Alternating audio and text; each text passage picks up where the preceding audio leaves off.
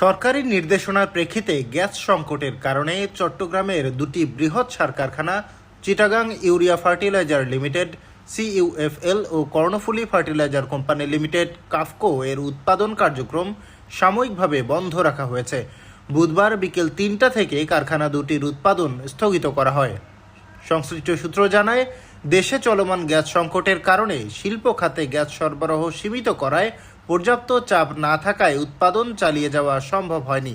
CUFL প্রতিদিন প্রায় ১১০০ থেকে ১২০০ মেট্রিক টন ইউরিয়া সার উৎপাদন করে এবং কাফকো প্রায় ১৭২৫ মেট্রিক টন ইউরিয়া ও ১৫০০ মেট্রিক টন অ্যামোনিয়া উৎপাদনে সক্ষম। গ্যাস নির্ভর এই উৎপাদন বন্ধ থাকায় সরবরাহ সাময়িকভাবে স্থগিত রয়েছে। কর্তৃপক্ষ জানিয়েছে, গ্যাস সরবরাহ স্বাভাবিক হলেই দ্রুত উৎপাদন পুনরায় চালু করা হবে। সিইউএফএল এর ব্যবস্থাপনা পরিচালক মিজানুর রহমান বিষয়টি নিশ্চিত করেছেন।